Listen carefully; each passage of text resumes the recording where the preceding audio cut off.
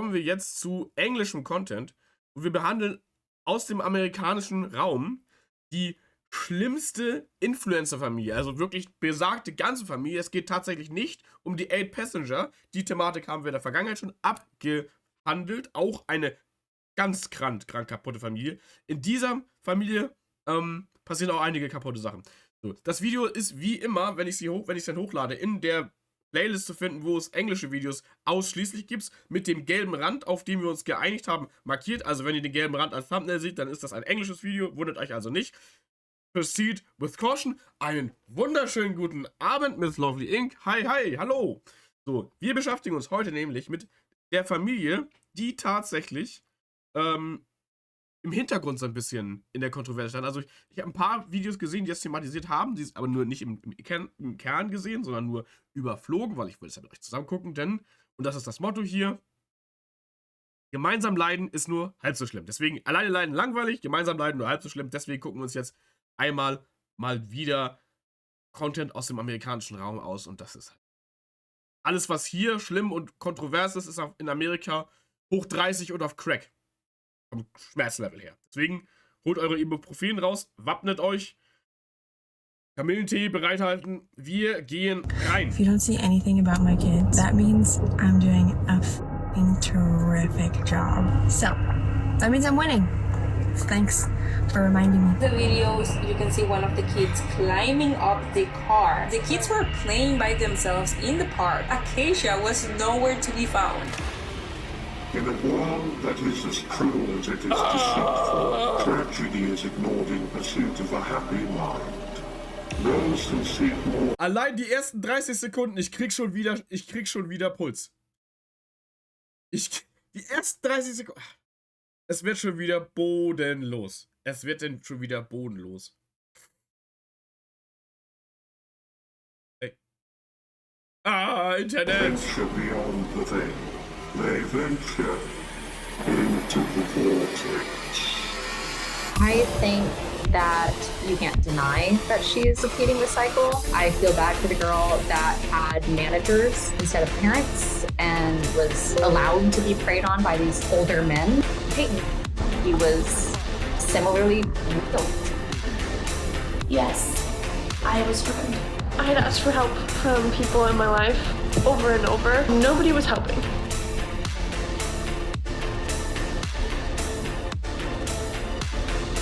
Welcome to the vortex. On July 9th of 2023, a video was posted to the Eugene, Oregon subreddit that exposed influencer Acacia Kerey of what many have suspected for years: child neglect. Well, would you look at that? Acacia Brindley being a terrible person once again. Oh, nö. Die Art von Child Abuse, so. So da, wo die 8-Passenger-Familie Ruby Frankie, ne, Mutter Ruby Frankie, ihre Kinder aktiv, ja, dämonisiert hat und drangsaliert hat, so, denkt sie sich einfach ab, vernachlässige ich meine Kinder systematisch, oder wie? Leaving this baby next to the street. And this is Acacia coming out of the forest by herself where she went to go take pictures of herself. I'm sorry, but what mother takes their children to a park, leaves them unattended to go walk in a forest that is yards away from where her children are? This is the same influencer who became the most hated through exploiting her children online on her social medias and has been accused for years of neglecting her disabled daughter. The same influencer who became Tumblr famous when she was a child and claimed she paid her family's bills from the age of 15. She comes from a famous family, with her brother being a Disney star, but for years her family has been hiding a dark secret. Her parents. Warum sind die Disney-Familien immer so anders kontrovers? Immer Kinderstars aus Disney-Verhältnissen. Immer. Warum? Ich meine, letzt Jake Paul, jetzt die? Warum? Amerika. Do better! parents neglected and exploited her, and her father used the fame of his children as a way to prey on young girls. You cannot deny that he was a predator overall. Mons. Was? Dann musst du das selber merken. So kaputt, ne? Given everything that I witnessed, given what people have experienced. This is the story of how Acacia kept her family's dark secrets hidden, more than the public has ever imagined. And I pretty much at that point publicly had to be like, hey, I do not support this girl. Weil man instabile Familien besser ausbeuten kann. Safe. Safe. Ich meine, wer profitiert am stärksten mit so einem von so einem Vertrag mit Disney, deine Kinder in Form von Kinderarbeit, weil das ist Kinderschauspieler, das ist Kinderarbeit, so Kinderarbeiten, so. Wer profitiert da am stärksten? Sozial schwache Familien. Ich meine, wenn du reich bist, so, das sind noch eine andere Verhandlungssituation, als wenn du auf das Geld angewiesen bist. Das ist ja kaputt, ey. I don't think that she's improved really, and obviously her protecting rapists and groomers and predators is just part of her. And is now repeating the cycle, protecting predators and neglecting and exploiting her own children. And for her own children's safety, the public has to know the dark secrets of the Clark family. And I'm so grateful that today in this video, I'm able to speak with someone who has inside knowledge of Acacia's family. You got involved with the Clark family because you were dating Acacia's older brother, Peyton Clark. I'm Peyton Clark from I Didn't Do It, and you're watching Disney Channel. My name is Brittany Christine. I'm an LA-based I Didn't Do It ist in dem Kontext ganz verdächtig. Influencer, micro-influencer, I don't know what you call it these days, but I create content on Instagram and TikTok, primarily TikTok. But my experience with the Clark family back in the day is really what threw me into the content creation space. There's so much chaos in their wake. They leave everyone worse than how they found them. It's just so tough to watch that continue to happen. Acacia cannot keep getting away with this and cannot keep profiting off of social media for the detriment of her own children. I'm very much of the opinion that she should not be platformed anymore. But at the same time, how do people know to not engage with her if awareness isn't being spread? But before we get into this video, today's video is sponsored by Copilot. Since I became a mom and started working from home, the motivation to take care of myself has been on the floor. I stopped working out or really even knowing how to, but our health is so... Sammelrababbel, Working Out ist jetzt nicht... Der Fokus, Sammelrababbel, Working Out, Blödsinn. Sport ist wichtig und richtig, ja, aber Working Out ist jetzt nicht... Also, Gym ist jetzt nicht... Das, was der Mensch... Digga, ist das eine 2 Minuten Werbung oder was ist da los? Jesus. Dan Schneider, Nickelodeon. Ja, hör mal. Ja, hast du völlig recht, Mann. Erinnerst mich an den nächsten schrecklichen. Stimmt, Mann. Ja, scheint so, als wäre die gesamte Familie irgendwie Influencer. Also Content Creation, Content Related unterwegs. Das ist schon wieder ein Rezept für absolute Katastrophe. Ich kann mal. Die hab ich reingepackt, oder? Ja, hab ich reingepackt. If you watched my first video, you'd know already that Acacia gained a massive following as a child, initially on the platform Tumblr, before expanding to the other platforms YouTube and Instagram. But the thing is, in that video, we barely touched the surface of Acacia's disturbing home life and her creepy family, especially her father, Richard Clark. While you may know some of the allegations behind the story of Richard Clark, there's so much more that you need to know about this disgusting man and what he did. But I need to put a massive trigger warning because it gets dark and it gets upsetting. Acacia's parents are Richard and Melissa Clark. They have 4 children. What was your view and impression of the Clark family? So my literal first impression, me and Peyton's first date was at his house. We were playing Super Smash Bros. And Melissa walks in, and without even introducing herself to me, she just saw that I was a new person in her house. She started talking about Acacia's new opportunities that she's getting. She had an audition, she had a new brand deal, and it's just Melissa like info dumping about all these incredible things about Acacia, and Peyton's sitting there not even making eye contact with her, and he's like, "That's great, Mom. Acacia's amazing." It was very clear to me already that there was a favorite child and a child that was treated very differently. Richard Clark was a professional photographer who mainly took photos of young girls. Melissa worked at times with her husband on his photography business. Emotional damage! Und das unter dem Hintergrund, dass der tatsächlich ein besonderes Interesse an Kindern hat.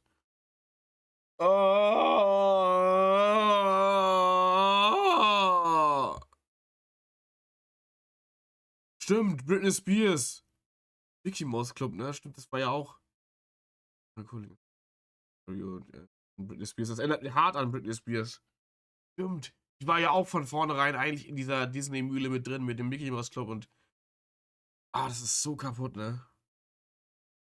Schwieriges Thema, absolut widerliches Thema, Alter. Also, da müssen halt einfach. Der Vater so. Nee. Nee.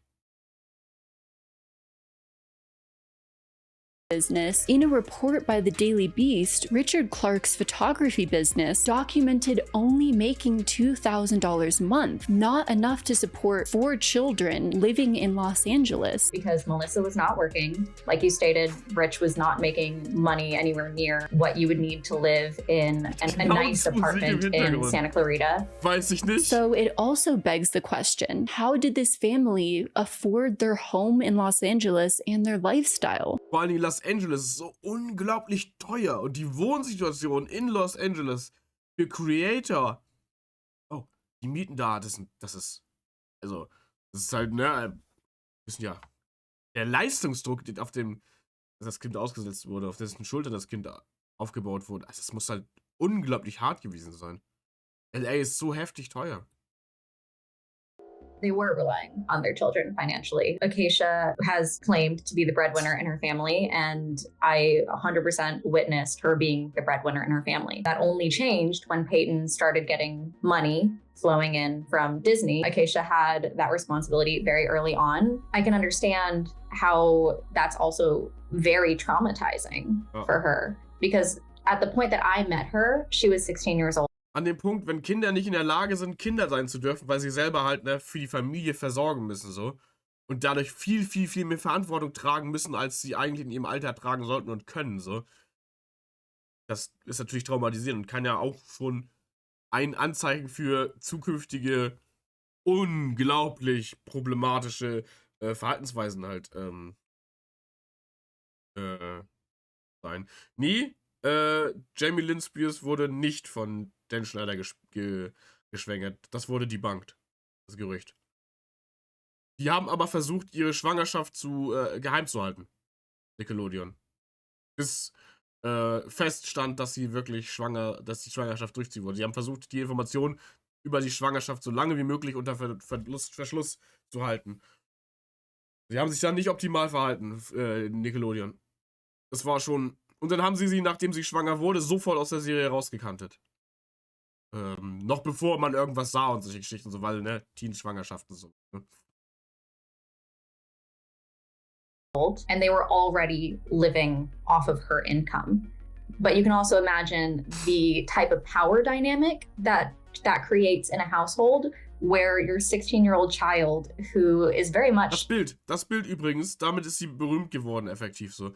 Das ist dieses Tumblr-Girl-Bild so. Die ist ja auf Tumblr groß geworden und das ist einer dieser uralt Tumblr-Bilder mäßig. Ich habe das damals auch schon gesehen so und war so, ich wusste halt natürlich nicht, was Tumblr ist, so keine Ahnung. Und als pubertierender Junge, ganz ehrlich, ich habe keine Fotos von mir gemacht und war auf solchen Plattformen gewesen, so, weil ich habe davon überhaupt nichts abgewinnen können. Ne? Ich war und bin nie fotogen gewesen oder habe ein Händchen für sowas. Aber man hat halt natürlich mitbekommen, ne? Tumblr hat man gehört, man kannte solche Sachen. Obwohl ich die Plattform nie hatte und da irgendwie nie aktiv war. A normal 16-year-old girl and who has outbursts and irritable moments, and you would normally try to check your child, or like manage your child, parent your child, and they couldn't do it because she was the one bringing in the money. How do you ground someone who's paying your phone bill? The line between teenager and adult was very, very blurry. Though Acacia was active on social media from a young age, she wasn't the only family member who was active on social media. Richard Clark has been actively creepy on Instagram with very obviously underage teen girls. Her dad told me to go get F. He told me to bag my face and that I was an ugly He liked 4 of my pics and then called me pretty. I was scared. I'm 12 and he called me a cutie and he liked my freckles. Richard has even had some strange interactions. Ich will nicht mehr. Ich kann nicht mehr. Ich halte das alles nicht mehr aus. Das ist so messed up, Mann. Das sind teilweise Mädchen, die sind jünger als seine Tochter, die sein Einkommen, das ist alles so messed up. Das ist so kaputt, Mann. Das ist halt so Schmutz, Mann. With his own daughter. There was this very strange video in which Richard Clark filmed Acacia licking a straw up close. Immediate creepy vibes. Why? Already, there was a dark and sinister feeling. Und dann veröffentlicht er das oder was? Why? Why would you do that? Das ist seine minderjährige Tochter. Ich meine, wenn er so Fritzl lässt grüßen, so, ja, Fritzl approved. So. Was zur Hölle, so? Weiß ich nicht, also, wenn du so eine Weitaufnahme machst, so, ne, du filmst so durch den Raum, dann sitzt deine Tochter auf dem Couch oder sowas von relativ weit weg, so, und dann trinkt sie so. Okay, aber eher Nahaufnahme, nur Mund, ne, unter Gesicht und Strohhalm, wie sie da am Rumlecken ist. Bro, du reduzierst deine Tochter nur auf diese Handlung da. Und das lädst du dann hoch. Das ist weird. Behind Richard Clark, and then terrible allegations came out. Richard Clark was accused of pressuring underage girls into taking nude photos. One of the first women to come forward is Brittany, Peyton Clark's former girlfriend.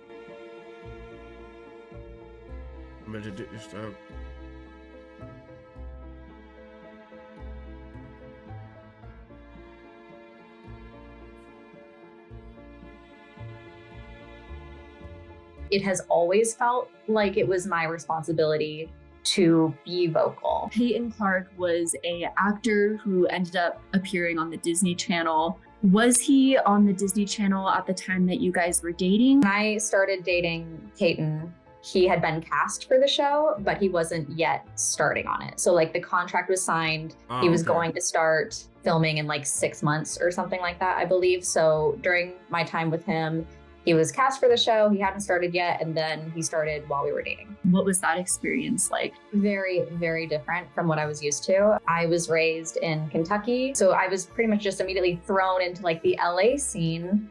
I knew nothing about it. When did the majority of your LA-Szene schon mal anders wird, ne? LA ist halt echt so ein, ne, ganz aktionelles soziales Konstrukt. So. Also wenn du niemandem von Nutzen bist in LA, in Freundeskreisen, so, dann hast du keine Freunde. Und das ist in Amerika generell, diese transaktionellen Freundschaften ist generell ein kleines Problemchen der Kultur in Amerika, so. Ne, aber LA ist halt nochmal ja, Personifizierung, nicht Personifizierung, die Umsetzung, wenn eine Stadt die perfekte Umsetzung von Raubtierkapitalismus wäre, so.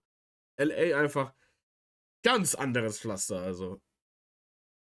Gerade als so Influencer-Star-mäßig, so, das ist halt High Society. Ja, es ist so, also wirklich Ellbogengesellschaft hoch 30 in LA, die High Society dort. Ich habe noch nie was mitbekommen. Ich habe hier, glaube ich, den Matrix betreten. Willkommen, du bist aufgewacht, bist du wohl eher hier. Also, Digga, es geht in Amerika gehen Dinge ab. Da findest du keine Verschwörungstheorie, die dich daraus, das ist halt, die Realität ist einfach so viel grausamer und gruseliger. Gerade wenn es um Kinder und Familien geht, so in Amerika, in so High Society oder. Es ist halt so kaputt. Es ist so kaputt. your interactions with the Clark family take place? The majority would be during 2013 and 2014, with like sporadic times after that. Me and Peyton would kind of just randomly get in contact again for every couple of years up until like 2019, which was my last interaction with any of them. He introduced me to his family on the first date, and his dad immediately invited me with him. And war auch schon weird. Erstes Date, direkt Familie kennenlernen, auch schon. Deutschland hat auch ihre Schattenseiten. Ja, definitiv. Aber im Vergleich zu Amerika ist das immer noch ein anderer Schnack, würde ich behaupten. Also. his son on a road trip. In my relationship with Peyton, Rich was immediately involved. My first date was at Peyton's house, and I remember watching a movie on their couch, and Rich sat down and was just very complimentary of me. He would tell Peyton, "Oh my God, I can't believe that you met someone like her on a dating app." Then during that interaction, he was like, "Me and Peyton are actually going to Utah in a couple days. Would you like to come?" That's so weird. And I turned to Peyton and I was like, "Would you like me to come?" Die erstes Date, der Vater lädt sie erstmal auf einen Roadtrip nach Utah ein, zusammen mit der Familie. Ey, ihr kennt euch doch noch überhaupt gar nicht wirklich. Ihr datet, das ist das erste Date. Also, es ist halt schon, also der Bruder, das ist halt einfach. I don't know. Brittany described more in depth the road trip she took with Peyton and Rich, during which Richard asked Brittany if she would be comfortable posing nude for him. I go with him. Das ist die Freundin deines Sohns, Digga. Was zur Hölle? Und ich gehe davon aus, dass die minderjährig sind. Oder zumindest zu jung, um alleine zu wohnen. Das Land der unbegrenzten Unmöglichkeiten.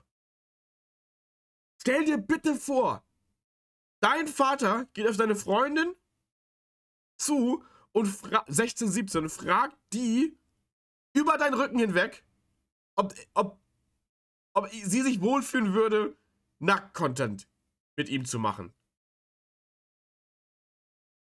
Das ist so unglaublich Also, in welcher Welt ist das eine normale Frage? Die kennt sich doch nur über den Sohn. Warum sieht man sich da? Ich verstehe das nicht. Das ist so weird. Das ist so weird. Wenn der Sohn sie das fragen würde und sie würde sagen so, nee, da fühle ich mich nicht wohl, wäre auch schon weird. Wenn sie das anbieten würde, okay, würde ich auch merkwürdig finden, so. Wenn sie das nicht, also, ne, wenn sie kann sie ja machen in der Beziehung, ihrem Freund fragen, ob er sie nackt fotografieren will. Kann sie ja machen, ne? Ich würde es nicht empfehlen, so, weil never trust anybody, so. Ich würde es nicht empfehlen. Aber was, ne? And Peyton to Utah, we have this road trip. On the road trip, Rich asks me if I'd like to shoot with him. We do like a couple-y shoot with me and Peyton. I actually do think that our first kiss was on camera, which was interesting. Rich asked me to shoot nude, and he was showing me examples of what he wants to do. And I turned to Peyton. I said, "Is that normal? Is this okay?" Again, I'm from Kentucky. I don't know what's normal here. I'm looking at the person I'm dating and I'm like, "Is this weird?" And he's saying, "No." It is weird. Obviously. Was zur Hölle? Natürlich ist das weird. Die haben gerade begonnen zu daten. Am ersten Date lädt der Vater sie ein, nach Utah zu fahren, um da dann mit ihr Aktschutz zu machen, mit ihrem... Was? Selbst wenn er die moralischen Werte sollten...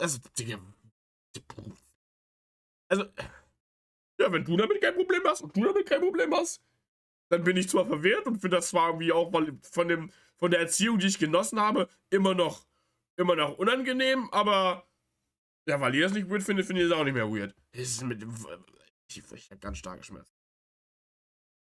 Unfortunately, at this point in the timeline, I didn't know that it was also normalized for Peyton that Rich would use his girlfriends as his own personal harem. So me getting this approval from Peyton absolutely never worked in my favor, because he was similarly groomed to be this certain way by Rich. Ja, As she and Peyton continued dating, Brittany said she was constantly at the Clarks' family home and welcomed by his family. When it comes to me and Peyton's relationship, I don't think that there was... Ja, ich komme aus Amerika und ich verurteile Amerika in dem Fall auf jeden Fall maximal, aber es geht ja auch nicht um einen Wettbewerb oder sowas. Das ist hier nicht, welches Land ist schlechter oder besser, so, das ist völlig sinnbefreit, da direkte Vergleiche aufzuzeigen. Es geht ja hier explizit gerade um Amerika und wie unglaublich problematisch gerade in Amerika diese Familie ist. Deswegen, das ist ja kein Wettbewerb. Amerika ist halt anders so. In Deutschland haben wir auch Probleme. Und in Australien, meine Cousine lebt in Australien, die haben da auch massive Probleme. So, aber das ist halt kein Wettbewerb, in welchem Land man größere oder schlimmere Probleme hat. Das ist halt nicht vergleichbar, weil Kulturen und deren Gegebenheiten unterschiedlich sind. So. Das muss man halt isoliert betrachten und dann halt gewisse Dinge finden, die kumulieren und dann vergleichen. Aber zu sagen, ja, da passiert X, Y, Z und da nicht, deswegen ist da besser als da, das funktioniert halt nicht. Menschen kann man nicht einfach so vergleichen und wenn man das bei Menschen schon nicht kann, dann kann man das bei so großen gesellschaftlichen Entitäten wie Ländern noch weniger. Deswegen, das ist kein Wettbewerb. Das wird gerne in dem Atemzug immer gemacht, so ja, aber Russland ist und Amerika ist oder Amerika ist und Russland oder was ist denn mit China? Es ist ja kein Wettbewerb. Wie gesagt, es geht hier wirklich darum, dass das absolut bodenlos ist hier. Und das sollte jeder Mensch, egal welche Herkunft, welche Religion und welche Gesinnung man hat, so, sollte sehen, dass das nicht geht. Dass das absolut weird ist. Das, was diese Familie macht, absolut kaputt ist. Anything special about it. I don't think that we would have lasted as long as we did if I hadn't been literally immediately enmeshed in the family. Me, Peyton, and Acacia were like a unit. We were together all the time. We were best friends with each other. Melissa was like a mother to me. She would drive me to work every day, and Rich would use me to manage Acacia. If Acacia had a brand deal, I was to go. Das ist so merkwürdig, Mann. Sie kommt da in diese Familie rein, fängt an, ihren Freund, den Sohn zu daten, so, ne? Fängt an, den Sohn zu daten und ist plötzlich die Home-Managerin von der Tochter. So, sie ist plötzlich Teil der. Das ist halt so merkwürdig. Das ist wie so eine Sekte, wo du plötzlich reingezogen wurdest, die komplett deinen ganzen sozialen Raum ausfüllt. So. Du brauchst niemanden anderen mehr, außer die Sekte, in der du jetzt plötzlich bist. So. Eine Sache muss ich sagen, wenn man meinen Vater gefragt hätte, ob ich solche Nacktaufnahmen machen würde, er wäre ausgerastet. Ja? Und ich auch. Ohne Witz, wenn ich als Vater gefragt werden würde oder das mitkriegen würde, wenn ich ihr Vater wäre und ich das mitkriegen würde, so, und ich werde in Kentucky leben, so, Kentucky, ne, ein bisschen, ne, Digga, ich säße im Auto mit der Schrotflinte und einer Axt. Ich würde da völlig durchdrehen. Oder, ich würde völlig frei drehen. Dann würde ich direkt nach LA fahren und dann würde ich Dinge tun, die ich nur auf einem Minecraft-Server machen würde. Was ist denn da los, Alter? Das passt doch auf gar keine Kuhhaut. Wenn der Vater den Sohn fragt, ist das okay, deine Freundin?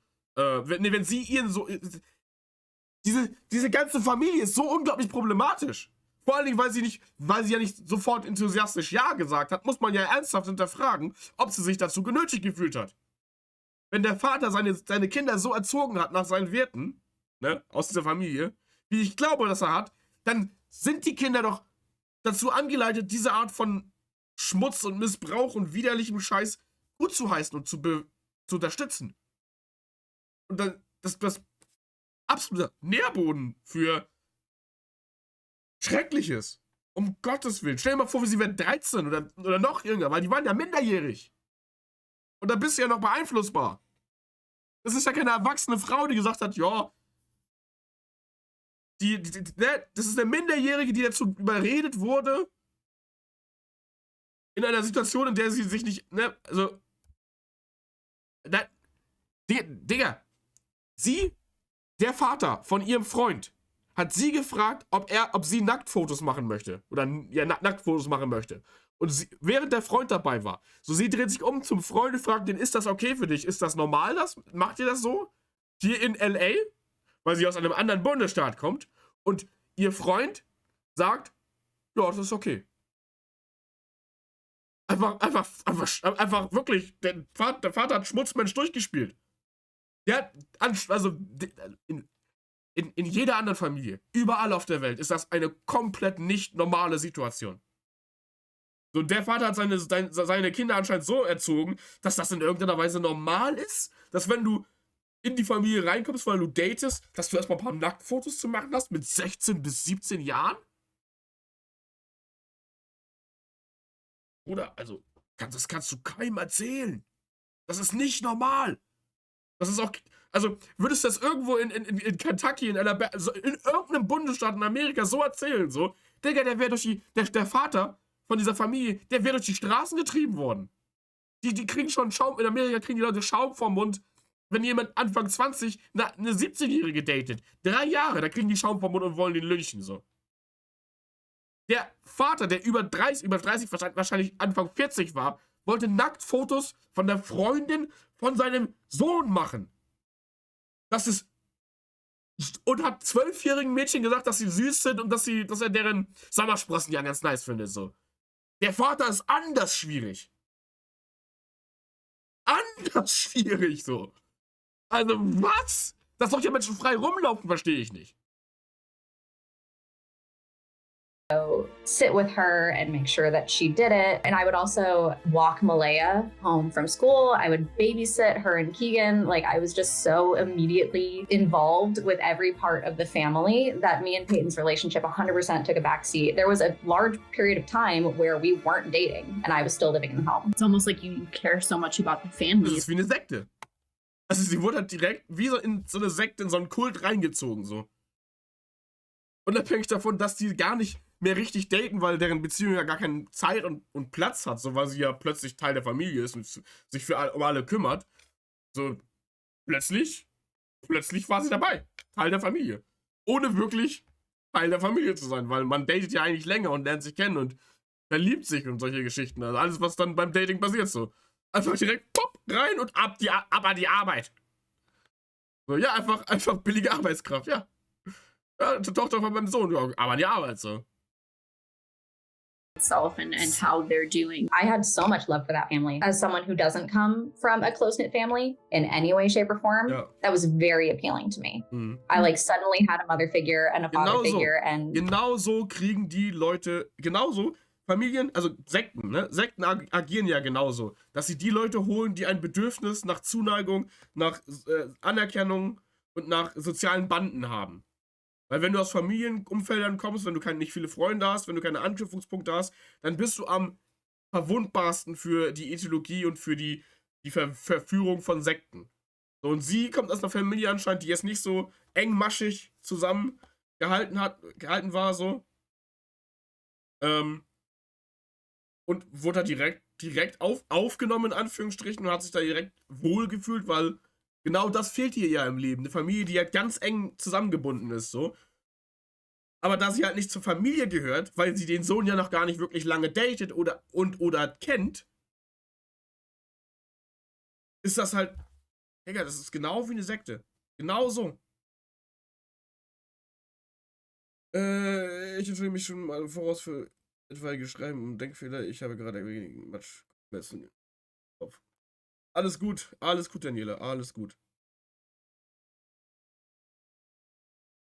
Siblings that cared about each other, and that was all super new to me. When you come from a house on fire and you walk into a house on fire, you don't really notice a difference. It's kind of like the whole family was love bombing me. They were my only friends and my only family. But Richard Clark continued to prey on her, sending her a number of explicit texts. Brittany shared screenshots from Richard Clark where he says that in order to ease her stress, she should have endless sex with an older man. And the most disturbing text message that Richard sent Brittany yet. Emotional damage. Wie bitte? Wie bitte? Der Vater ihres Freundes schreibt ihr,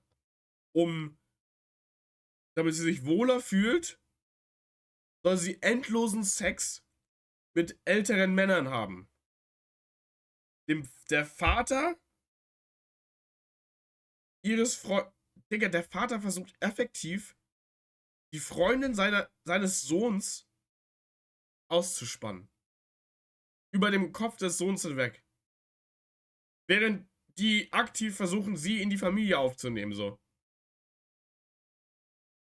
Das ist halt so unglaublich widerlich. Mir fehlen wirklich die Worte, ist das widerlich. Was when he asked her to be his mistress. That first time when we were on the trip together and we were shooting, I would say that Rich behaved himself to the best of his abilities, the most that he ever has. And every time after that I would shoot with him, it was very much like, don't bring Peyton along. And these times were wildly inappropriate. He would talk about how aroused he was while he was shooting me. He would physically adjust himself, and it just kept escalating like that. I was able to deflect pretty well. I shouldn't have had to, but I was able to deflect pretty well. Also sollte sich, ne, jetzt mal zur Aufklärung, so, das kann ja nicht, also das ist halt wirklich wie auch nur Victim Blaming und sowas so, aber das kann nicht sein. An dem Punkt, wo sowas in irgendeiner Weise passiert, hat man sich sofort zu distanzieren. Sofort. Das ist kein Verhalten, das in irgendeiner Weise geduldet werden kann. Von niemandem. Wenn das nicht einvernehmlich ist, direkte Distanz. Kontakt abbrechen von allen solchen Menschen sofort. Ohne sie jetzt zu blamen, dass sie nicht die Signale gesehen hat und sofort gerannt ist, so. Bitte an euch, falls ihr noch jung und naiv seid, so. Wenn sich jemand so verhält wie dieser Vater, sofort die Beine in die Hand nehmen und am besten sogar noch die Polizei rufen. Das ist... Und alle Menschen warnen, die ihr kennt, vor so jemandem. Das ist so unglaublich ekelhaft. Das ist eine Beleidigung an alle Väter, dass dieser Mensch existiert.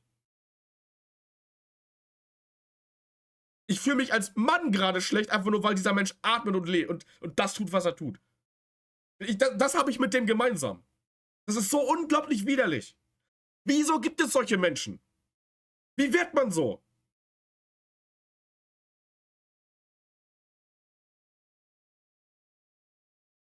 Ja, das ist genau das Schlimme. Man darf da nicht weggucken.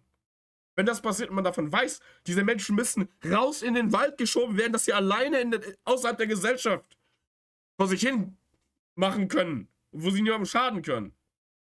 Und die haben hier in der Gesellschaft nichts zu suchen, solche Kreaturen. Weil Menschen, das hat Menschsein ist Empathie, also empathisch sein, menschliches Verhalten ist halt, ne? Davon sehe ich überhaupt nichts in dem Fall. Das ist einfach nur widerlich. Der nutzt seine Machtposition als Vater in der Familie aus, um sie in eine Situation zu locken, wo er sie exploiten kann. Und sie kann nichts sagen, weil sie will ja nicht den Frieden der Familie brechen, in den sie ja so schön eingebunden wurde. Das ist so unglaublich ekelhaft. And it got to this kind of pinnacle where Rich texted me and he flat out asked, when you and Peyton are done. Our relationship was never that deep, and I think Rich sensed that. He was like, when you and Peyton are done, would you like to be my mistress? And I was like, okay. And I remember me and Peyton going to his room, and I pulled him into like the closet. We're just sitting in the closet in the dark, and I showed him the text messages, and I was like, where do we go from here? What do we do? And Peyton's verbatim response was, is that going to be a problem for you? And I was like, der Sohn auch absolut Schmutz. Also alle Männer so, ne? Wenn das eure Reaktion ist, löscht euch. Absolut Schmutz. Digga, was? Digga, das ist ja wieder, was? We have to do better. Das ist absolut Schmutz. Sie sagt, dass ihr Vater versucht, sie sagt, dass der Vater von ihrem Freund, ne, versucht, schon mal zu gucken, falls sie nicht mehr zusammen sind, dass sie dann vielleicht so, ne, so seine Sexgefährtin sein kann, so. Und er sagt, wäre das ein Problem für dich? Wäre das alles ein Problem für dich? Sie so fragt ihm nach Unterstützung und er, anstatt Unterstützung zu leisten, Verantwortung zu übernehmen für seine Beziehung, für seine Partnerin, schiebt er die Verantwortung wieder zurück und sagt, wäre das ein Problem für dich? Möchtest du mir sagen, wie du dich dabei fühlst? Bruder, da wäre jetzt die Situation gewesen, wo du aufstehst und sagst, ey, so geht das nicht. Das funktioniert so nicht. Ansage machst. Etwas primitiver gehaltene im maskulinen Sprech würde man sagen, deinem Mann stehen. Was ist das denn, Alter? I don't want to make it a problem, so I guess not. I guess I will continue to handle it like I've been handling it. So yeah, Peyton's response was incredibly passive, and I think that it's because this was not the first time that it had happened. I've now connected with another one. Das Schlimme ist leider, dass hier eine emotionale Abhängigkeit reingeblickt, weil eingekickt wurde, diese abscheulich dazu ausnutzen, weil sie wissen, dass Kinder leicht emotional zu brechen sind. Ja, das ist halt eine das ist eine 17-Jährige, die ohne ihre Familie in einem anderen Bundesland ist und komplett abhängig von der Familie ist. Das ist halt ein so unglaublich ekelhafter Zirkus, der stattfindet. Auf einem anderen widerlichen Level. Ohne Witz. Das ist so widerlich. Also Sozialisierung ist beim Sohn halt fehlgeleitet gewesen und der Vater ist zu 100% Schmutz. Ja, der Vater ist zu 100% Schmutz und der Sohn einfach Komplize. Sohn einfach, oh, ich guck einfach mal weg. Kann der Vater weiter meine Freundin sexten. Und schon mal sich warm machen, falls die Beziehung zu Brüche geht, sondern darf dann der Vater ran, oder wie? Während sie das alles überhaupt nicht will und sich unwohl fühlt, überhaupt darüber zu sprechen oder eine Lösung zu finden für die Situation, während sie komplett abhängig von all diesen Menschen ist. Of Rich's victims, who was also Peyton's ex-girlfriend. She was 14 when she had her interactions with them. Rich would pretend to be Peyton online, like he would log into Peyton's accounts. Peyton would go to school the next day and talk to his girlfriend, and she'd be like, this was weird. And he was like, that wasn't me. That's not me. And that situation escalated to the point where... Warum ist dieser Mensch überhaupt frei? Was zur Hölle?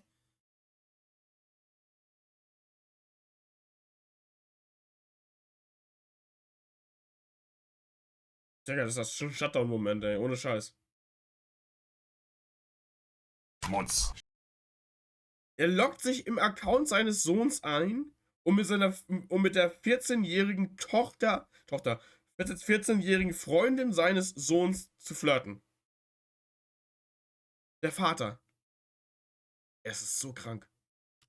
Rich was emailing her as himself. Super creepy stuff. And it did escalate to the point that the girl's parents found out and they notified Melissa. I guess there was like a sit-down situation where this was starting to escalate. Wieso wird die Mutter notified? Direkt die Polizei rufen? Sofort? To the police. And very conveniently, the entire Clark family moved out of state shortly after. And I noticed a pattern with them where even in the short period that I knew them, they moved 3 times. So it does seem like moving was a reaction for them, like a defense mechanism and a way to stay away from legal action. Wow. Das kann nicht sein. Allegedly, in my opinion.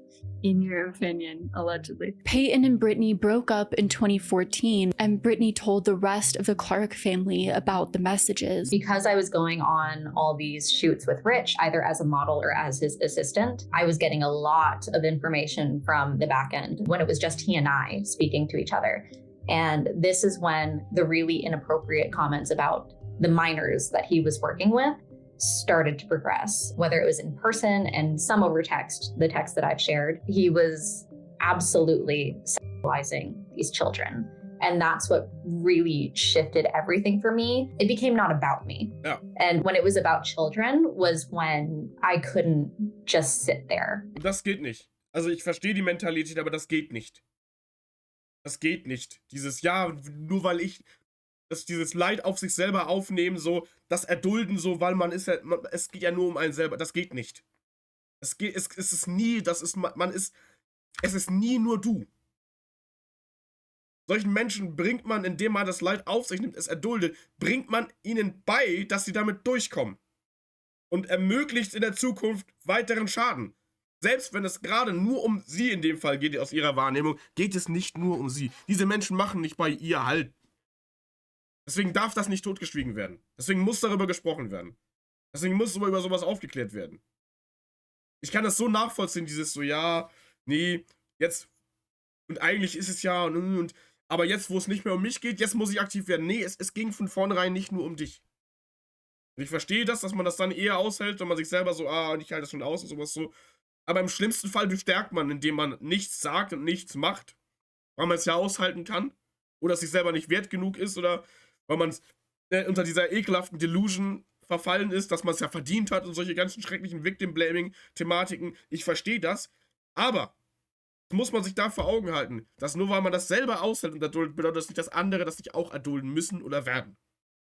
Dass das deswegen niemals totgeschwiegen werden darf. Niemals. Anymore. He was working with models like Larson Thompson when she was 12, and he would make comments like, oh, I think she wants me, kind of thing. I think she's attracted to me. He was sent. Kinder! Ey, das ist so unglaublich ekelhaft. Kinder! By a 14-year-old girl that he was working with, and I was like, oh my God, are you going to notify her parents? Because that's wild. And he said, no, I think I'm going to mentor her. I think she needs a lot of help. So it was just so clear that he was preying on children. And at that point, I came to Acacia, actually, and I gave her all of what I had as far as what was recorded, screenshots. She took it to Melissa and shared everything. I will say in hindsight, I don't think that it was his predatory behavior that had them all so triggered. I think it was his cheating. Melissa Clark was justifiably horrified and kicked Richard Clark out of the house. Einen wunderschönen guten Abend, Diana. Diana, moin. And the two divorced later that year. Brittany says she was completely isolated from the family, saying it was obvious that they didn't want their family name tarnished if Richard Clark's behavior was exposed to the public. There was a period of time where Rich was kicked out and the divorce was getting started, and Danke für die 18 Bits an der Stelle. Vielen, vielen Dank. Vielen, vielen Dank. Das nicht wussten, nicht mitgekriegt haben wollen, so, und das kannst du ja nicht erzählen, so, wenn der schon mal mit der 14-jährigen Freundin seines Sohns sowas abgezogen hat, so, dann kannst du mir ja nicht erzählen, dass die Melissa, die Mutter, das nicht mitbekommen hat. Und sowas, da gibt's ja keine zweite Chance oder sowas. Wenn dein Vater erwischt wird, wie er deinen Account nutzt, um mit deiner 14-jährigen Freundin zu flirten, und du als Mutter das mitkriegst, so, dann gibst du deinem Mann ja nicht noch eine zweite Chance. Dann ist die Scheidung sofort da und eine Anzeige hoffentlich auch. And I was still in the family. Rich is still working with children at this point. Handling it privately was going absolutely nowhere. Rich would use his... Deswegen, ich finde den Gedanken völlig krank. Warum macht man das privat?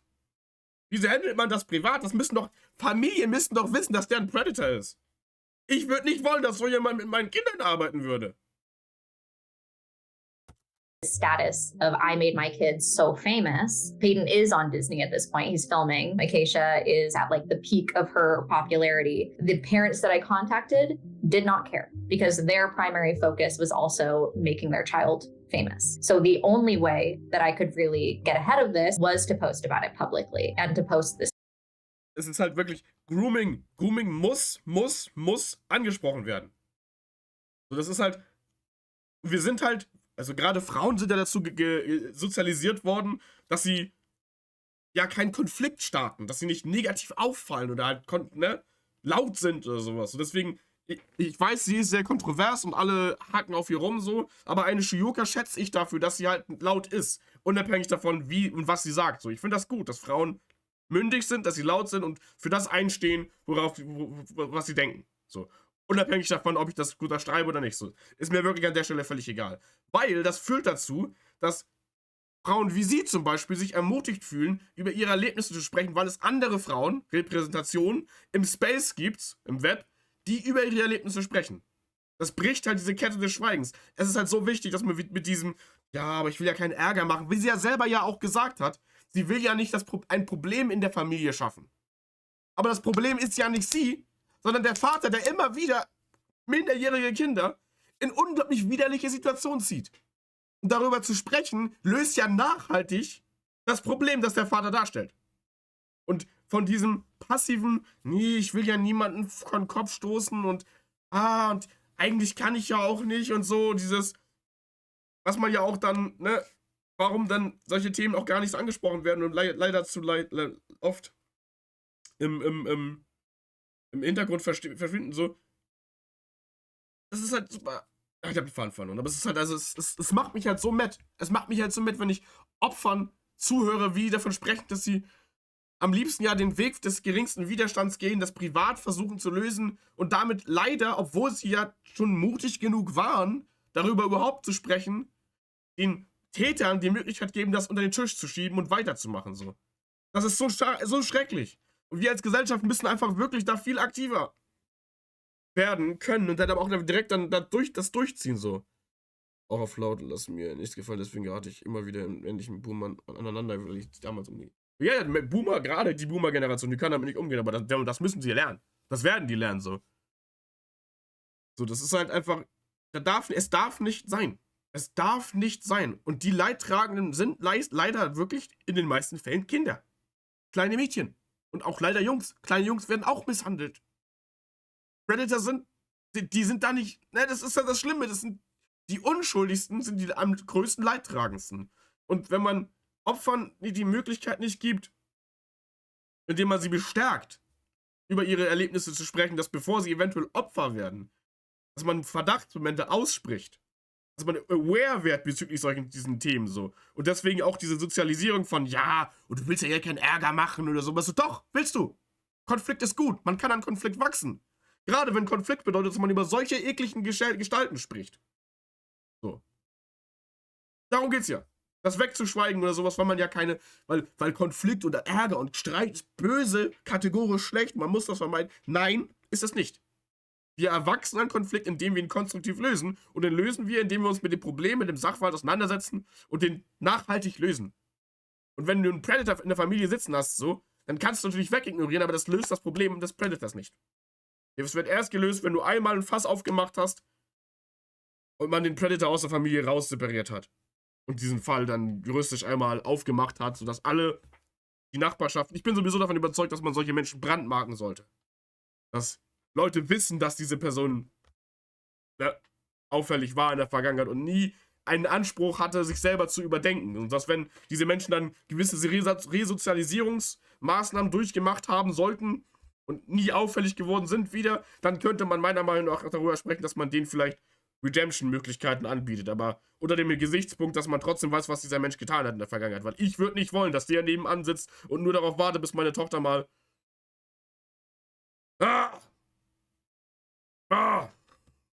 So, nichtsdestotrotz sind meine Schmerzrezeptoren wieder aufgefüllt, unausgelastet und wir können wieder rein in die absolute Zerstörung. Und ich glaube, es wird einfach nur schlimmer. Also diese kleine politische Exkurspause war, glaube ich, ganz wichtig, um einmal kurz jetzt uns wieder zu sammeln, denn ich glaube, jetzt wird's übel. Die Achterbahn der Schmerzen los. Screenshots and be like, this man is dangerous, this man is a predator, do not work with him. And immediately the tone in the house shifted with me because it was, if you care about Malaya, you won't publicize this thing about her father. It was like their reputation was so much more important than the safety of children. Again, I think it was the infidelity that really... Und das ist genau das Ding. Da wird halt wirklich instant der Ruf und die zwischenmenschliche Beziehung, ne? If you care about X oder Y, wird instant die zwischenmenschliche Beziehung, das, was man mit dem Love-Bombing erreicht hat, instrumentalisiert, um sie zum Schweigen zu bringen. Wenn du wirklich so gut mit uns bist, wenn wir dir wirklich wichtig sind, dann sprichst du nicht über das Leid, was der Vater anderen Kindern antun könnte. Das könnt ihr hier, ne, Melissa, oder wie sie heißt da, könnt ihr ja schaden in ihrer Karriere. Das ist halt so widerlich, ey. Triggered all of them, and once they got over that and they had removed me from the unit, he was just kind of accepted back in, not as Melissa's husband, but as still part of the family. The Clark family, a family obsessed with image. I didn't hear from any of them ever again until 2019 when me and Peyton were on our last. Also die haben sich getrennt und der Vater ist trotzdem wieder Teil der Familie nachdem. Also öffentlich einfach nur so, nee, wir haben mit dem nichts mehr zu tun. Und dann darf er dann Business as usual. Ey, das ist so ekelhaft. Diese Familie, ne, das macht mich völlig fertig. attempt to have a friendship, and I went to Disneyland with Jairus and Acacia and Peyton. I later learned that that was mostly because Acacia was supporting Peyton and trying to get back with me, which was weird because I was in a relationship and have a child. And yeah, I was like, Peyton, you want to be a stepdaddy? I don't think so. So I think I saw your TikTok where you said he just wanted to have sex with you 2 to 3 times. 3 times. And then he drops this beautiful line that I will never forget. He says, I just thought that like when you eventually break up with your boyfriend, we could have sex like 2 to 3 times. So specific, so strange. Also ja, das ist halt eine Beleidigung an alle Familien. Dass die sich Familie nennen, so. Das ist halt so, Bruder, was zur Hölle? Das ist halt einfach, das macht mich generell mad, so, ne? Es gibt Menschen, es gibt Familien, so, ne? Die können keine Kinder kriegen. Die würden sich ein Bein ausreißen und alles Mögliche, um in der Lage zu sein, eine Familie gründen zu können, so, ne? Kinder adoptieren, was weiß ich, so. Die würden sich ein Bein ausreißen, alles, so. Und dann gibt es solche Kreaturen, die so ein System aufbauen, um andere Menschen auszubeuten. Und nachdem sie dann, Alter, das ist halt, du kannst dir das nicht ausdenken, Mann. Das ist so ungerecht, es ist so unglaublich ungerecht. So, meine Eltern waren zum Beispiel, meine Adoptiveltern waren halt solche Menschen, so, die hatten biologisch nicht die Möglichkeit, Kinder zu kriegen und hatten halt einen riesen Kinderwunsch. Die haben halt wirklich, die sind above and beyond gegangen, um halt uns adoptieren zu können. Also mich und dann ein paar Jahre später meine Adoptivschwester. So. Dann hast du solche Familien, die das in keinster Weise zu schätzen wissen, was sie an ein unglaubliches Privileg haben, weil es anderen Menschen ja nicht vergönnt ist, eine Familie zu gründen, so. Und die dieses Privileg, eine Familie zu haben, die zusammenhält, so mit Füßen zu treten und zu pervertieren, das macht mich so unglaublich mad. Also ich als Teil einer Familie distanziere mich von sowas. Ja. Also ja. Das ist halt einfach bodenlos. Wirklich bodenlos.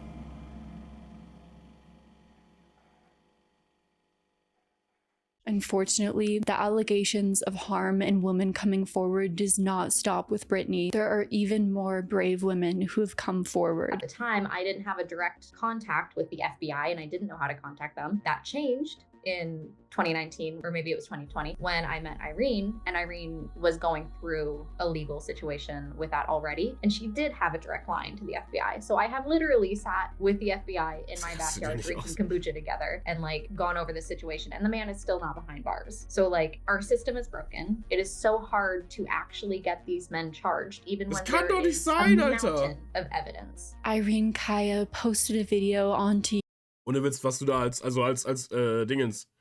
Teil des Justizapparats, was du da wenn es um Child Abuse und sowas geht, so was du da mitkriegst. Meine Schwester hat während ihres Referendariats verstärkt auch, wenn es um hier Pädokriminalität geht, ganz viel Chatverläufe lesen müssen und das aufarbeiten müssen und auch in Gerichtsverfahren dabei sein müssen. So, das bricht dich auf Dauer. Das ist so unglaublich widerlich, was da alles durchgeht, was da alles passiert. Das ist wirklich die Masse macht dich fertig. Also wirklich, für sowas, um sowas zu verhindern, um solche Kreaturen zu verhindern, dafür haben wir eigentlich die Polizei. Oder sollten wir haben. Damit sowas nicht passieren kann. Weil eine Alternative dazu ist ja Selbstjustiz oder was. Weil tolerieren und weggucken kannst du ja nicht. Das geht ja nicht. Und unser System ist nicht in der Lage, das aktiv zu verhindern oder aufzuklären, sodass es in Zukunft keine Opfer mehr kommt. Kommst du da nicht hinterher? Die Massen. Ich meine, diese Webseiten, die damals schon problematisch waren, die ich schon kannte, so Knuddels und sowas, wo damals, als wir noch jung waren, als meine Millennial-Generation, als wir noch jung waren und uns klar war, so, das sind eigentlich nur alte Säcke, die mit jungen Mädchen schreiben wollen, so, die sind immer noch aktiv. Auf denen sind immer noch dieselben alten Säcke oder ältere Säcke jetzt wahrscheinlich unterwegs, die mit kleinen jungen Mädchen schreiben. Da ist immer noch nichts passiert. Das ist fast 20 Jahre her. So, das ist halt einfach unbegreiflich. YouTube. After Irene's father died, she moved to Los Angeles and joined an acting agency. In 2015, my ja, dad genau. passed. Wenn der Staat, wenn die Justiz nicht in der Lage ist, solche Probleme adäquat zu lösen, dann gründen sich solche Leute eine Kastenstahlmiliz. Ja, muss man ja mal machen. Setz dich jetzt, dann decken die schon auf. Ohne System, ohne Struktur, ohne den gesetzlichen Rahmen unter den Füßen. Dann wird einfach, oh, das sieht aber aus wie ein Designer. Dann wird das hier der Selbstjustiz. Lynchmob. Und das kann es ja auch nicht sein. Weil sowas in der Vergangenheit wurde sowas ja auch gerne instrumentalisiert. Also Verdachtsmoment genommen, um jemanden dann schnell.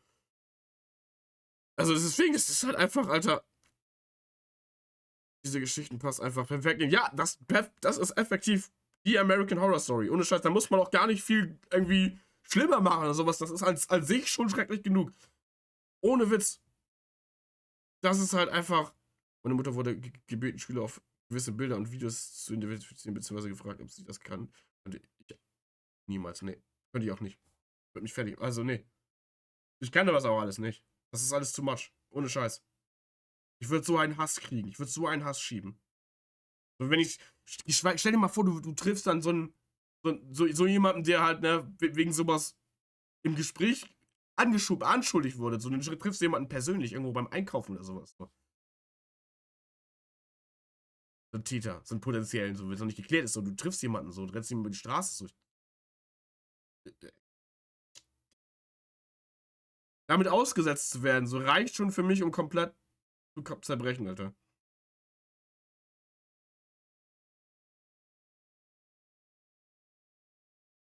Away, and it was very traumatic for me. I dropped everything and I moved to LA. Richard began taking her photos to help with her budding career at the time. So I found Rich Clark. Und es ist immer das Gleiche. Es ist immer das Gleiche. Die lassen ihre Heimat, ihre Familie zurück und ziehen nach LA. Alleine. Ohne Unterstützungsnetzwerke. Und sind dann auf Leute angewiesen, die ihnen versprechen, ihre Karriere zu starten oder zu unterstützen. Immer das Gleiche. Bringe Gesetzesänderungen, damit die digitale Auswertung von Datenträgern von entsprechenden Tätern endlich möglich ist. In der Zeit muss ich alle von... Ja, wobei auch schwierig. Digital Auswertung, wobei auch schwierig, aber KI zu trimmen, weil ich habe immer Angst, wenn man KI verwendet und darauf trimmt, dass sie Dinge auswertet, habe ich immer Angst, dass KI rassistisch oder sexistisch vorgefärbt ist. Da habe ich immer Angst vor, weil wir und die KI. Aber ja, das ist, also du als Mensch gehst du kaputt, wenn du das auf Dauer machst. Also das ist, wie soll die deutsche Justiz solche Typen unter Kontrolle kriegen, wenn die Faxgeräte für neue Technik halten? Ja, erstmal das. Meine Schwester hat mir lieber nicht, ne? Ich habe nämlich auch Sorge.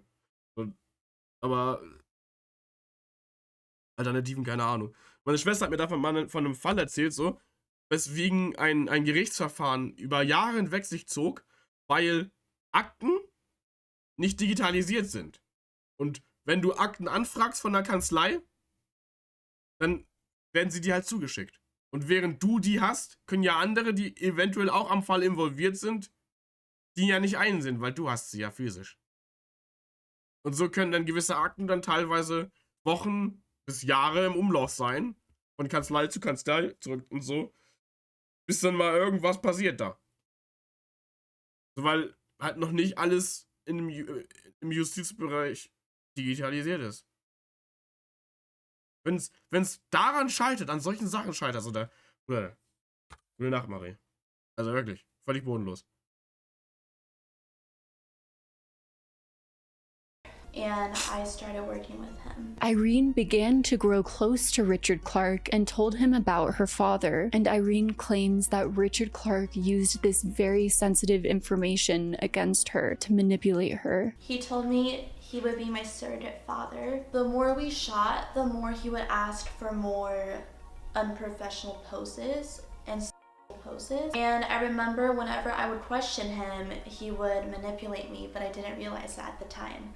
He would say to trust him, to trust your surrogate father. Irene said that a phrase that Richard used to try and coerce her into taking more and more explicit photos was that he was asexual, which Brittany also said he had told her at the time. Whenever we would shoot, he would tell me, I'm asexual, but you aroused me. You made me excited. After Richard pushed Irene to do implied nudity, he pushed her to do full nudity. And Irene was only 16 years old at the time, which is illegal. Doing implied nudity, he resorted to full-on nudes of a 16-year-old. And I remember asking him one time why we needed to do nude, and he got very defensive and then said that his son is a Disney star, his daughter is a YouTube star. Was hat das mit irgendwas zu tun? Was hat das mit irgendwas? Es gibt keine. Ey, das ist so unglaublich widerlich. Wieso hat der Mensch überhaupt noch einen Trieb? Der muss dem sofort entfernt werden. La Familie.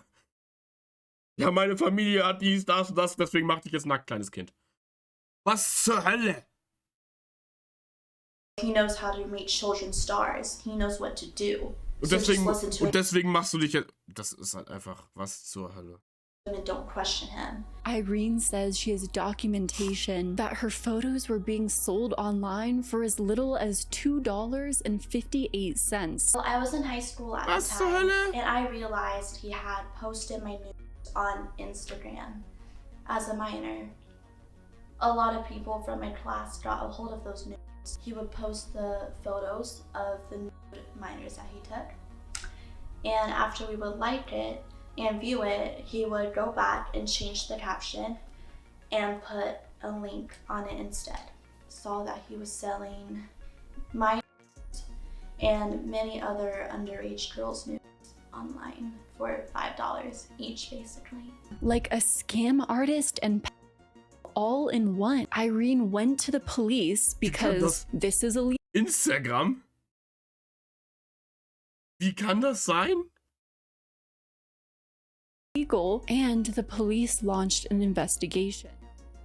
I went back to the police station and cried my eyes out. This investigation culminated into the police going to Clark's house and asking him if he knew Irene. What do you think he said? No, I don't know her. I didn't understand why they wouldn't help me. The evidence was right there. We had an army of girls with evidence, rock hard evidence, and you just chose to side with a one-word answer.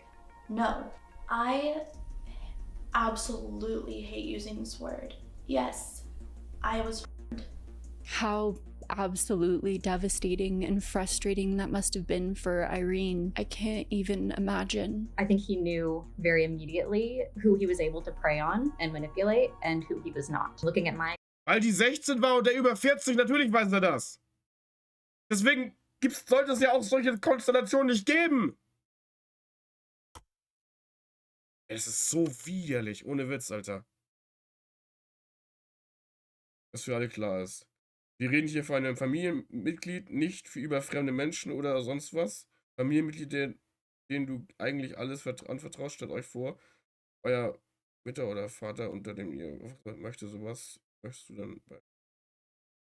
Nee, also ja doch, irgendwo ja, er hat sie ja adoptiert. Er ist ja ihr Ziehvater. In dem Fall, in ihrem Fall, in dem Irene-Fall, ist er ja ihr Ziehvater, aber seine Kinder unterstützen ihn dabei. Also er macht das nicht mit seinen Kindern, sondern er macht das mit den... Hat das mit der Freundin, mit der Freundin von seinem Sohn gemacht, alles. Und jetzt in dem Fall mit einer Klientin, die er als Ziehvater sozusagen aufgenommen hat. Also er nutzt weiterhin seine Familie und seine Machtsituation aus, um kleine Mädchen, kleine Kinder, 16-jährige Mädchen, die Jobs in LA bekommen haben und da halt entwurzelt sind, weil sie aus anderen Bundesstaaten gekommen sind, dann auszunutzen, an sich zu binden und dann halt zu immer expliziteren Content zu drängen. Experience looking at Irene Kaya's experience, who is a model who worked with him underage, and they are currently involved in a lawsuit. She was in a very precarious spot in her family. I moved out of my house at like 17. Rich was so good at spotting when a person did not have family to rely on. But even after all of this, all of these claims, all of these women and young girls coming forward, Acacia had her dad in her wedding photos. When you look at the amount of young girls that he he had harmed, who were trying to tell the family this information, the police. And instead of doing anything about it, the family cut them off to protect their own reputation and posed with the abuser at a wedding. That has to be so extremely upsetting for the victims. Acacia even allegedly named her son's middle name after her father's middle name, and he bragged about it on social media. Me and Acacia had like a recent public thing, I don't know what to call it. This was when she had publicly been hanging out with Tyler Carter, who is well known for having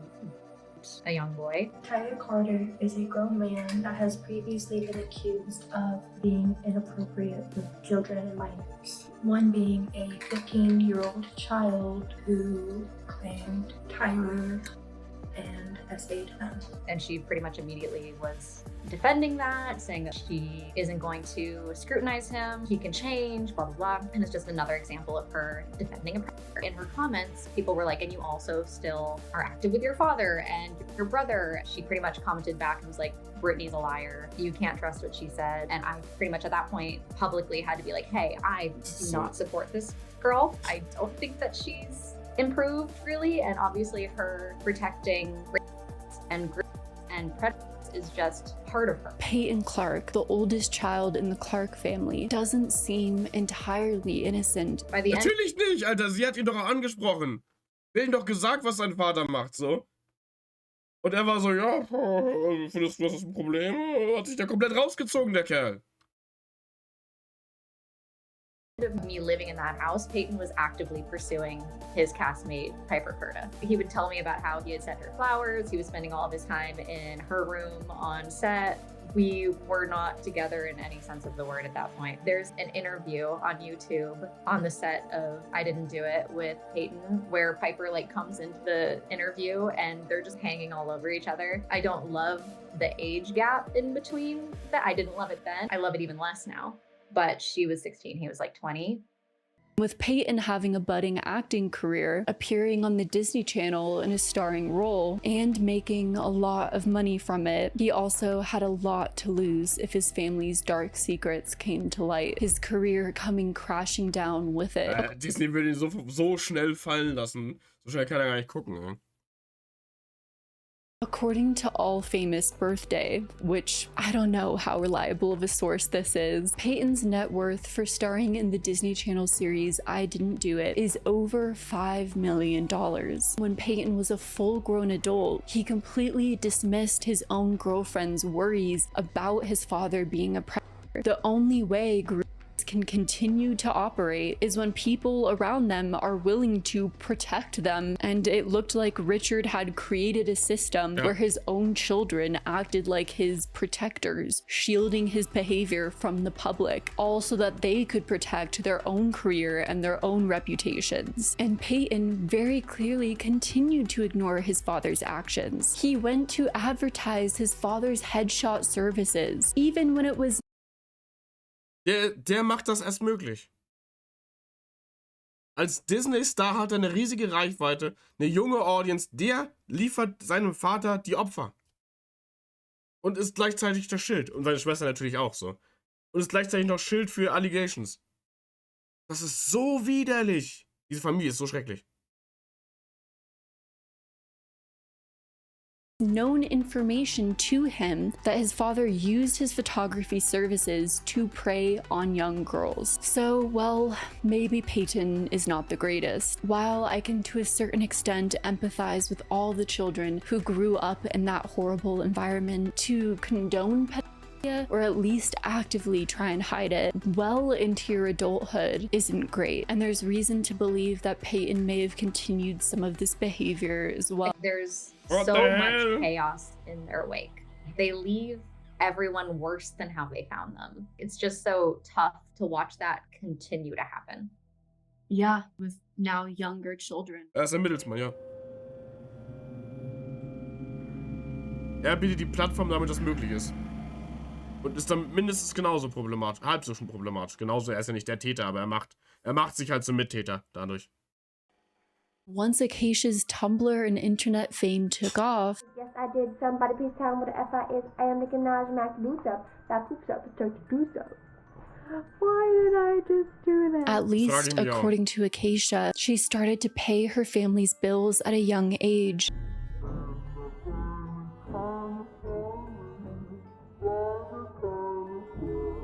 Having to grow up really quickly. According to former friends of Acacia's, her parents were not great people and were financially abusing her. As for her mother, one of Acacia's former acquaintances posted a video explaining that her mother was 100% fine with Acacia being by older men. Acacia was dating 20, 21-year-old, 22-year-olds the entire time that I knew her. I don't think I've ever told the story. Acacia got like hyper fixated on this man named TC Carter from a like mall band called After Romeo. Acacia was so fixated on him, even though he had a girlfriend, that Melissa, me, and Acacia got in a car and took a cross-country road trip to go see him. And this kid is like 20 and Acacia's 16. Melissa completely allowed these types of relationships to happen. Acacia opened up about having CPTSD, which is common in people who grow up in an abusive household. She's also stated that she was the emotional caretaker for her family long before she... Was ist denn CPTSD? Also wofür steht das C in PTSD?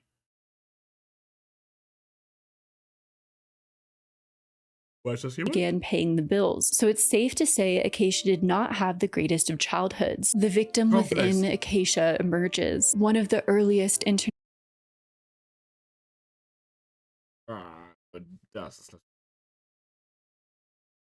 influencers, possibly exploited not only online and by various men she dated, but by her own creepy family, who took advantage of her online stardom to pay their bills and take care of themselves instead of her own well-being and mental health. The reason I turned to the internet and YouTube and all the other social medias is because I didn't really fit in. 6th to 7th grade is when I made my first Tumblr account. Did you have any feelings about the way that the family as a whole viewed fame, with Acacia being so internet famous at a young age, and with Peyton now getting into acting and landing that role on the Disney Channel? It was absolutely something that the entire family valued, and I think that it was something that Rich and Melissa pushed for. I think they considered themselves the two kids' managers, Peyton and Acacia's managers. I think for Melissa, it was the status of the fame that she valued. And I think for Rich, it was his ability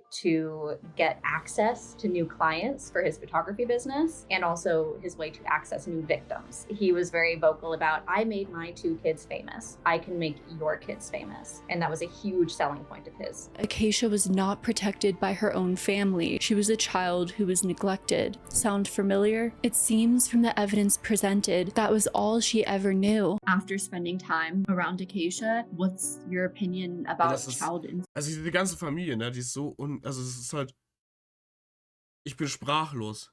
Ich bin wirklich absolut fassungslos. Das ist mir unbegreiflich, wie das möglich sein kann.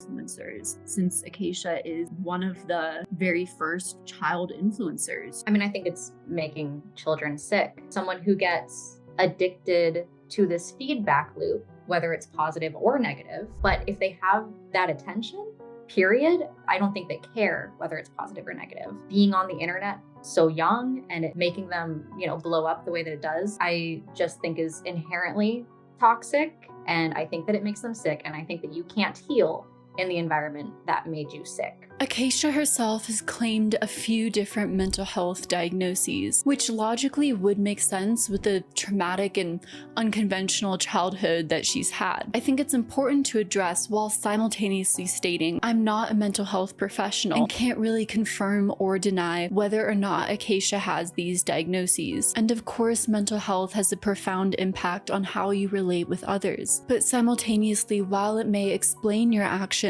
mental health should never fully excuse your actions, especially when your actions become heinous and inflict serious harm onto others. When Acacia was 17 years old, she was in the midst of her punk phase, with dark hair and grungy clothes, attending concerts frequently, and posting lots of selfies with a smoky eye. She was going to the Warped Tour when she happened to meet Kersey, who was in a band called Alive Like Me and was 24 years old. Acacia was only 17.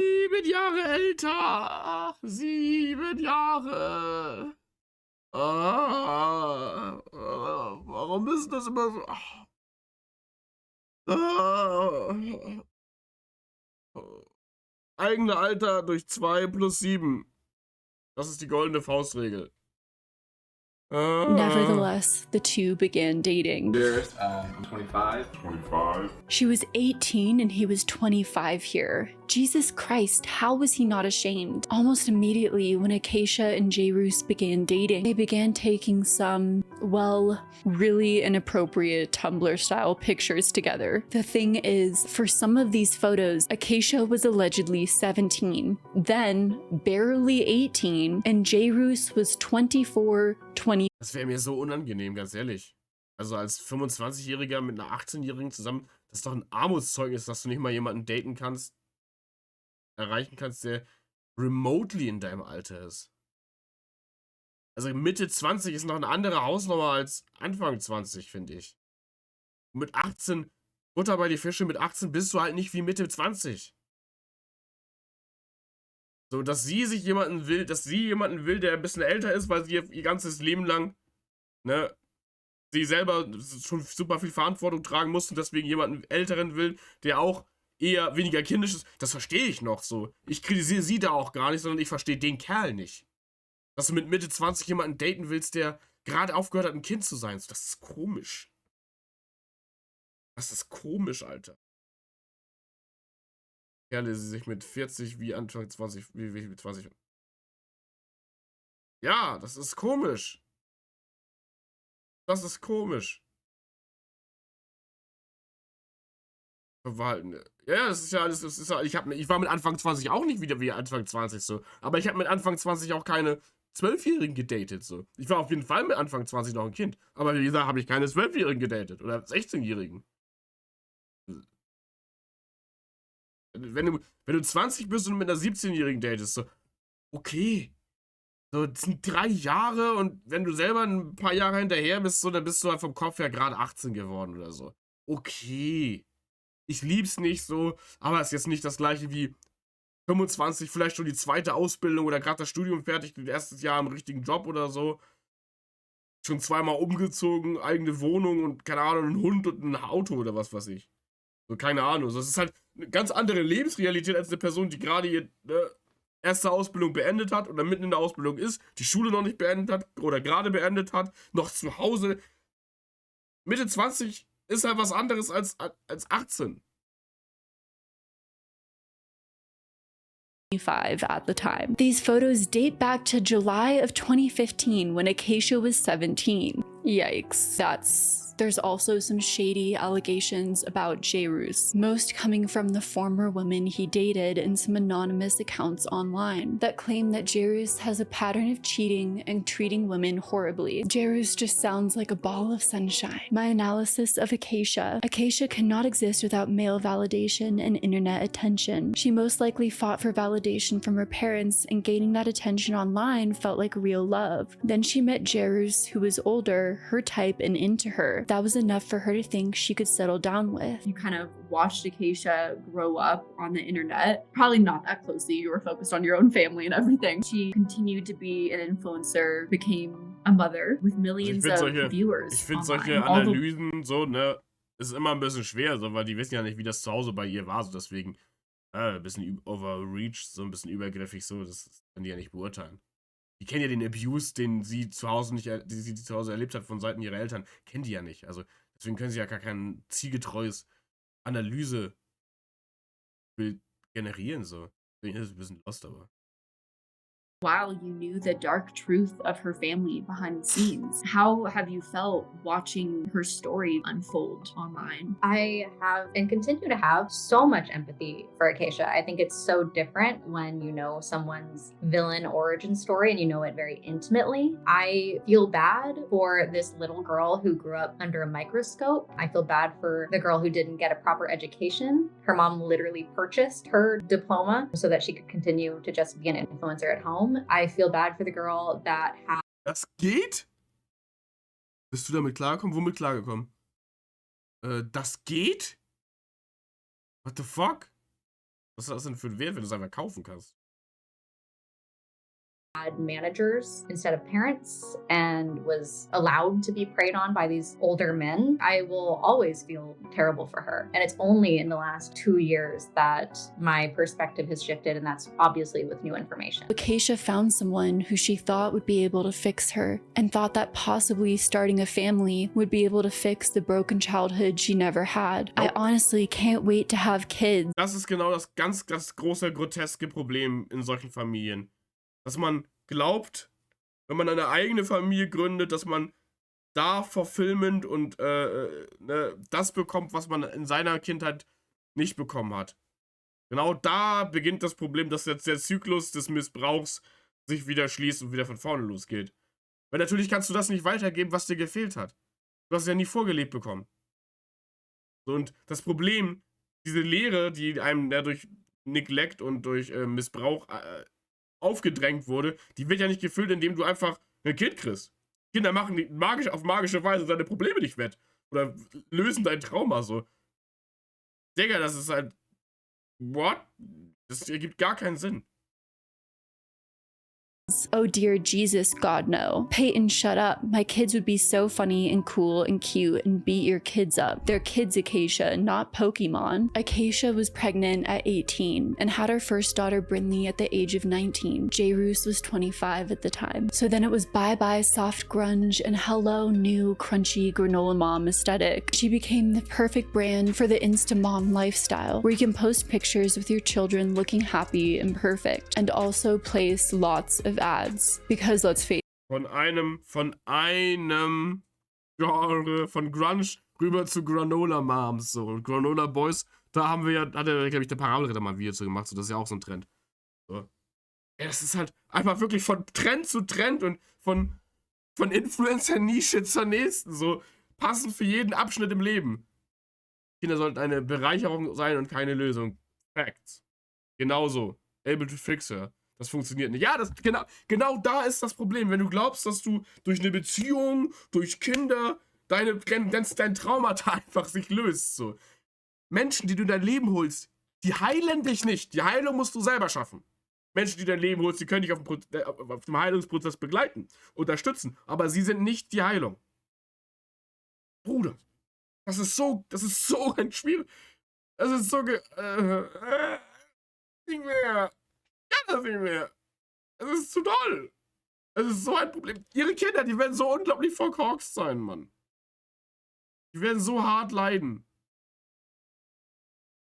Advertisers wanted the granola family look. Because of Acacia's online presence from a young age, Acacia understood the power of image. What if I told you that there's a very real possibility that Acacia's very image is ripped off from other people, maybe even her former friends? According to the Acacia Kerey Snark subreddit, Acacia had a fellow influencer friend named Amber Fillerup from the... Wie sie als Influencerin baut sich eine Plattform auf, die so lukrativ ist, wie es sein kann. Wer hätte das gedacht? Ihr Image im Internet ist nicht authentisch. Wer hätte das gedacht? Sie ist doch eine Werbefigur.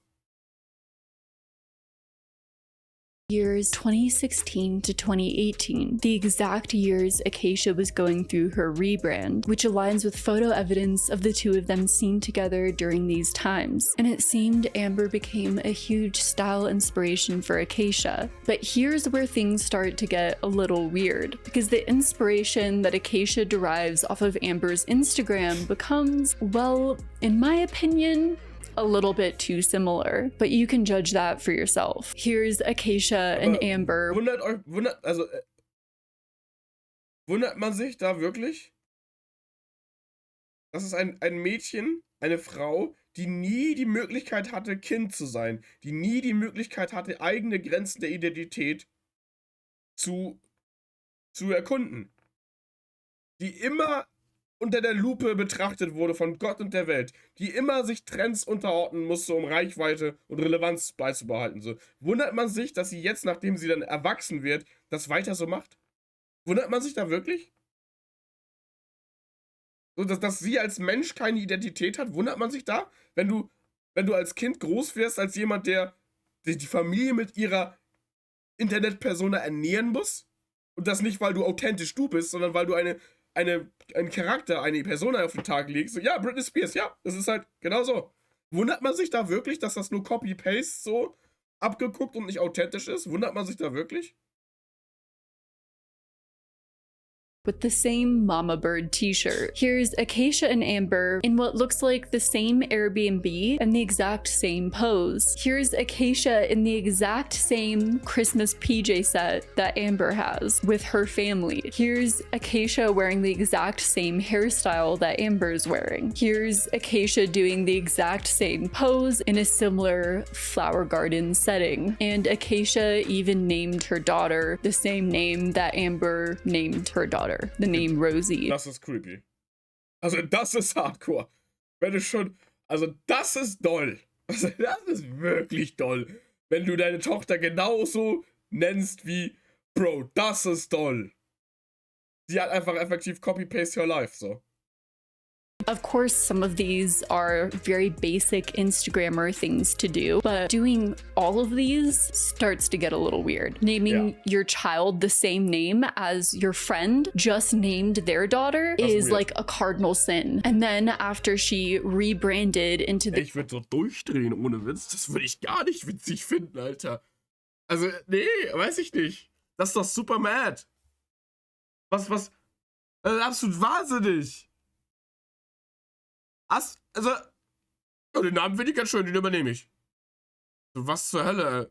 This new family vlogger image, she began to film her children constantly, exploiting them in advertisements and sponsorships, creating a family YouTube channel, and promoting them on her Instagram, profiting off of her children, doing what her family did to her children. Is she repeating the cycle that her family kind of put onto her? You kind of can't deny that she's repeating the cycle. I've known Acacia since she was very young. At 16, she wanted to have 4 kids, just like her mom did, and then she had her first baby at 18. She had these childish reasons for wanting to be a mother, for wanting to have a family, that she was immediately able to enact by the fact that she was dating someone who was in his mid-20s. I think you can't deny that these cycles have repeated simply because she was just so young and immature. And when did she have the time to internalize what had happened to her and examine why she wanted kids and why she wanted a family? In this video, we discussed the dark, horrific truth behind Acacia Kerey's family. As Brittany Christine put it, Acacia Kerey's villain origin story. Next week, we're talking about how Acacia became the villain inside the victim, how she repeated the cycle that her family inflicted onto her, and both exploited... Es gibt noch mehr!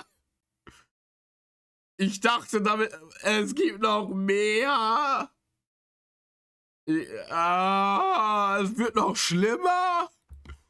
And neglected her own children, all escalating with her abandoning her own children in a park. But this story has an even darker turn of events. With it being Domestic Violence Awareness Month, we have to talk about the sad reality in which Acacia came forward about her story of domestic abuse and how that plays into all of this also and puts her children in even more danger. Familie einfach ein eigener Eisberg, Alter.